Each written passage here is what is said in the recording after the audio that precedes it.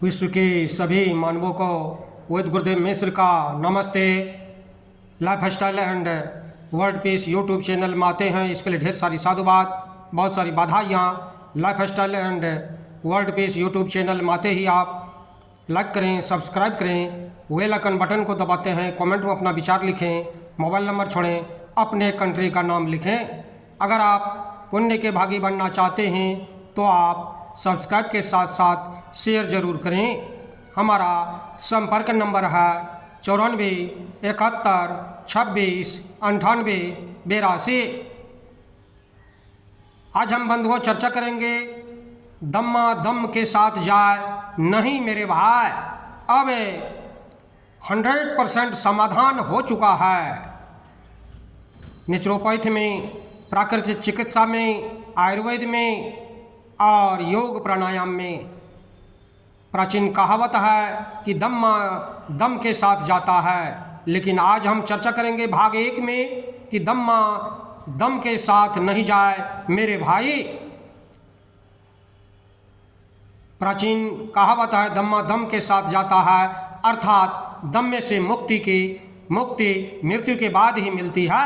इस कहावत को चरितार्थ करने में आधुनिक एवं अन्य प्रचलित चिकित्सा पद्धतियों ने महत्वपूर्ण भूमिका निभाई, लेकिन यह एक भ्रांति है।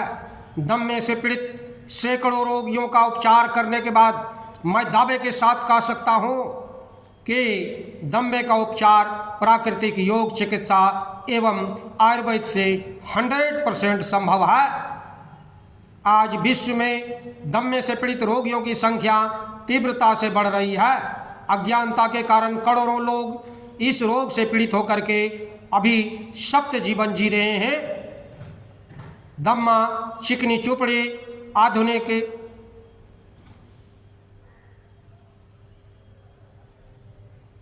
सभ्यता के विकास के नाम पर बेमोल खरीदा गया खतरनाक उपहार है। विकास के चकाचौंध ने प्रकृति के पृथक कर हमें अनेक रोगों से ग्रस्त कर दिया है। दम्मा रोग का बहुत बड़ा कारण विभिन्न वाहनों, कल कारखानों से उत्पन्न वायु प्रदूषण है। साथ ही हमारा भोजन का भी बहुत बड़ा प्रभाव पड़ता है। हम आज दानवी भोजन करते हैं।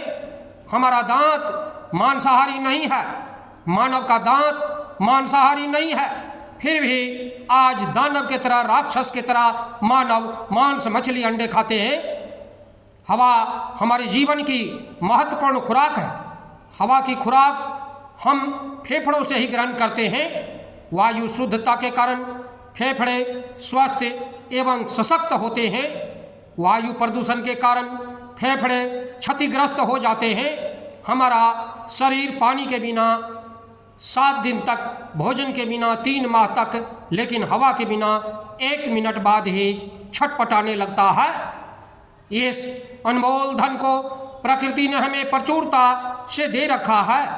विश्व की कीमती हीरे से भी बहुमूल्य है हवा, क्योंकि आप हीरे के बिना रह सकते हैं लेकिन हवा के बिना नहीं। यदि हवा खरीदनी पड़ जाए तो फिर क्या होगा मानव जाति का। लेकिन हमारी मूर्खता के कारण वायुमंडल में शुद्ध हवा कम होती जा रही है। वायुमंडल में carbon dioxide, carbon monoxide, methyl isocyanate, sulphur dioxide, nitrous oxide तीव्रता से बढ़ रही है, जो एक न एक दिन सारी मानवता को ही निगल जाएगी। वैज्ञानिक इस बात के लिए चिंतित है कि इन विषैली गैसों के कारण वायुमंडल में ओजोन गैस की कमी होती जा रही है। धरती के करीब 25 किलोमीटर की ऊंचाई पर ओजोन गैस की छतरी है, जो सूर्य से आने वाली खतरनाक किरणों को अवशोषित कर स्वास्थ्य उपयोगी किरणों को हम तक पहुंचाती है। ओजोन गैस के कारण ही धरती पर जीव जगत का सृजन प्रारंभ हुआ। ओजोन गैस की कमी से खतरनाक पराबैंगनी किरणें सीधे धरती पर पहुंचकर त्वचा कैंसर तथा अन्य रोगों से हमें पराबैंगनी सीधे धरती पर पहुंचकर त्वचा कैंसर तथा अन्य रोगों में वृद्धि करती है। पौधों की प्रकाश संश्लेषण क्रिया रुक जाएगी, ब्रह्मांड का सारा कार्य अस्त व्यस्त हो जाएगा। दमकती दामिनी तथा सूर्य की पराबैंगनी किरणें ऑक्सीजन O2 के अणु पर चोट करके जो दो मुक्त परमाणुओं को में तोड़ देती है। ये मुक्त परमाणु ऑक्सीजन अणु के साथ मिलकर के ओजोन O3 बनाते हैं। बिजली कड़कने के समय यह क्रिया तीव्र हो जाती है। ओजोन की प्रचुरता से सांस लेने में अत्यधिक सुविधा होती है।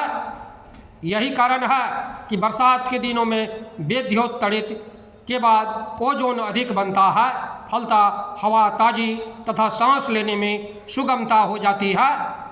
जेट विमानों, नाइट्रोजन युक्त उर्वरक, एरोसोल, सुपर, रबर, प्लास्टिक, कीटनाशी, रेफ्रिजरेटर अर्थात फ्रीज का में फ्लोरो कार्बन डाइऑक्साइड प्रयोग हो रहा है। इन पदार्थों से निकले क्लोरीन नाइट्रस ऑक्साइड वायुमंडल में जाकर पराबैंगनी किरणों से प्रतिक्रिया कर ओजोन को समाप्त करते हैं। परमाणु भट्टियों, ज्वालामुखी विस्फोट तथा सूर्य की सतह पर कभी कभी उठती ज्वालाएं भी ओजोन को समाप्त कर रही है।